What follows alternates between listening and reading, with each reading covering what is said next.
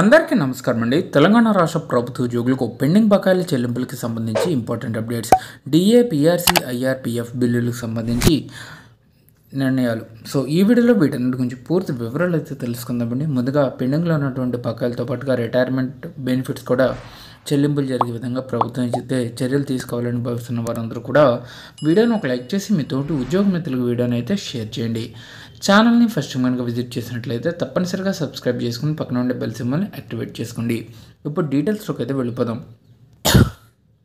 పదవీ విరమణ సొమ్ము విడుదలలో జాప్యం తగదు. సో తెలంగాణ రాష్ట్ర ఎంప్లాయీస్కి సంబంధించి పదవీ విరమణ పొందిన ఉద్యోగులకు రావాల్సిన సొమ్మును ఇప్పటి వరకు విడుదల చేయకపోవడం తగదని తెలంగాణ ప్రభుత్వ పెన్షనర్ల సంఘం రాష్ట్ర అధ్యక్షుడు రాజేంద్ర బాబు పేర్కొన్నారు. సోమవారం హైదరాబాద్ బాంగ్లింగంపల్లిలోని సుందరయ్య విజ్ఞాన కేంద్రంలో జరిగిన ప్రభుత్వ పెన్షనర్ల రాష్ట్ర కార్యవర్గ సమావేశంలో ఆయన మాట్లాడారు.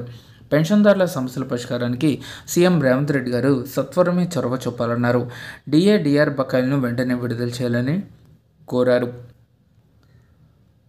అలాగే ఉపాధ్యాయ సర్వీస్ నిబంధనలను రూపొందించాలని చెప్పేసి విద్యాశాఖ కార్యదర్శికి ఎస్టీయూడిఎస్ వినతిపత్రం అందజేయడం జరిగింది.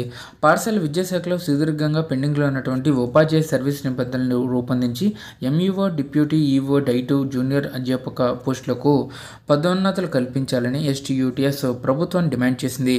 సో ఈ మేరకు సంఘం రాష్ట్ర అధ్యక్షుడు పర్వతరెడ్డి, ప్రధాన కార్యదర్శి సదానంద గౌడ్, జాక్టో ఎమ్మెల్సీ అభ్యర్థి పూల రవీందర్, బీసీటీఏ రాష్ట్ర అధ్యక్షుడు కె కృష్ణుడు తదితరులు సచివాలయంలో విద్యాశాఖ కార్యదర్శి యోగితా రాణాను సోమవారం కలిసి వినతిపత్రం అందజేశారు.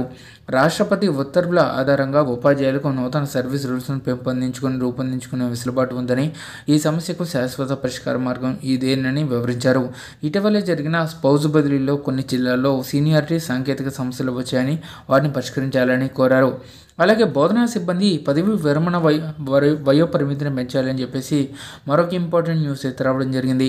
తెలంగాణలో విశ్వవిద్యాలయాల్లో పనిచేస్తున్న బోధనా సిబ్బంది పదవి విరమణ వయో పరిమితిని పెంచాలని రాష్ట్ర వ్యవసాయ శాస్త్రవేత్తల సంఘం ప్రభుత్వాన్ని కోరింది. సంఘం అధ్యక్షుడు విద్యాశేఖర్ సోమవారం వ్యవసాయ విశ్వవిద్యాలయంలో మాట్లాడుతూ వయో పరిమితి పెంచడంతో వర్సిటీల్లో ప్రమాణాలు పెరుగుతాయని పేర్కొన్నారు.